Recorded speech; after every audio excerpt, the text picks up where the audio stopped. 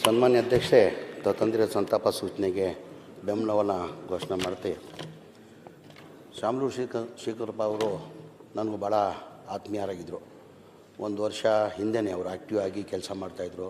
ಅವ್ರು ಅನಿಸ್ತಾ ಇರಲಿಲ್ಲ ಅವ್ರಿಗೆ 94 ವಯಸ್ಸಂತ. ಕ್ಷೇತ್ರದ ಬಗ್ಗೆ ಭಾಳ ಕಾಳಜಿಯನ್ನು ಹಮ್ಮಿಕೊಂಡಿದ್ರು. ಭಾಳ ಸತಿ ನಂತವ ನಾನು ಕ್ವಾರ್ಟರ್ಸ್ ಇದ್ದರೆ ಕ್ವಾರ್ಟರ್ಸ್ ಬರೋದು, ಆಫೀಸಲ್ಲಿದ್ದರೆ ಆಫೀಸ್ ಬರೋದು, ಇಲ್ಲ ಯಾವುದನ್ನ ಮೀಟಿಂಗ್ ಇದ್ದರೂ ಮೀಟಿಂಗಲ್ಲಿ ಬಂದುಬಿಟ್ಟು ಅವ್ರ ಕ್ಷೇತ್ರಕ್ಕೆ ಸಂಬಂಧಪಟ್ಟಂಗೆ, ಬರೀ ಕ್ಷೇತ್ರಕ್ಕಿಲ್ಲ ದಾವಣಗೆರೆ ಜಿಲ್ಲೆ ಸಂಬಂಧಪಟ್ಟಂಗೆ ಪಾಪ ಕೆಲಸಗಳು ತೊಗೊಂಡು ಬರ್ತಾಯಿದ್ರು. ನಾನು ಹೇಳಿದ್ದೆ ಅವ್ರಿಗೆ, ಸರ್ ಬೇಡ ಸರ್, ನೀವು ದಯಮಾಡಿ ಬರೋದು ಬೇಡ, ನೀವು ಫೋನ್ ಮಾಡಿ ನಾನು ಕೆಲಸ ಮಾಡಿಕೊಡ್ತೀನಿ ಅಂದರೆ, ಇಲ್ಲಪ್ಪ ನನ್ನ ಕ್ಷೇತ್ರ ನಾನು ಗಟ್ಟಿಯಾಗಿದ್ದೀನಿ, ಇನ್ನೂ ಗಟ್ಟಿಯಾಗಿದ್ದೀನಿ, ನನಗೇನಾಗಿದೆ, ನಾನು ಇನ್ನೂ ಗಟ್ಟಿಯಾಗಿ ಬರೋ ಚುನಾವಣೆ ಎಲೆಕ್ಷನಲ್ಲಿ ನಾನು ಕಂಟೆಸ್ಟ್ ಮಾಡ್ತೀನಿ ಅಂತ ಆ ಭರವಸೆನ ವಿಶ್ವಾಸನ ಹಮ್ಮಿಕೊಂಡಿದ್ರು.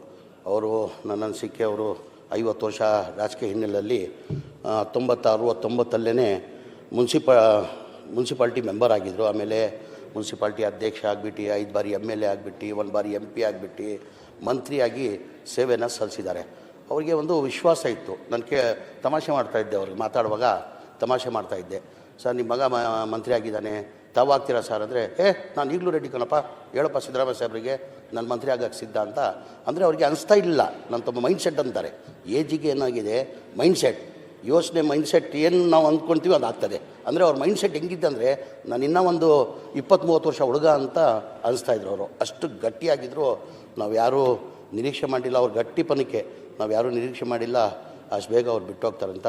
ಇಷ್ಟೇ ಭಗವಂತಂತರ ಅವ್ರ ಆತ್ಮಕ್ಕೆ ಶಾಂತಿ ಸಿಕ್ಕಲಿ, ಅವ್ರ ಕುಟುಂಬಕ್ಕೆ ಇದು ಸೇರಿಸ್ಕೊಳ್ಳೋ ಶಕ್ತಿ ಕೊಡಲಿ ಅಂತ ಭಗವಂತಂತ ಪ್ರಾರ್ಥನೆ ಮಾಡ್ತೀವಿ. ತುಂಬ ದಪ್ಪ ಇದ್ದೀರಾ, ಅದರಲ್ಲೂ ಯಾವುದೇ ಸೈಡ್ ಎಫೆಕ್ಟ್ ಇಂದ ಸಣ್ಣ ಆಗ್ಬೇಕಾ?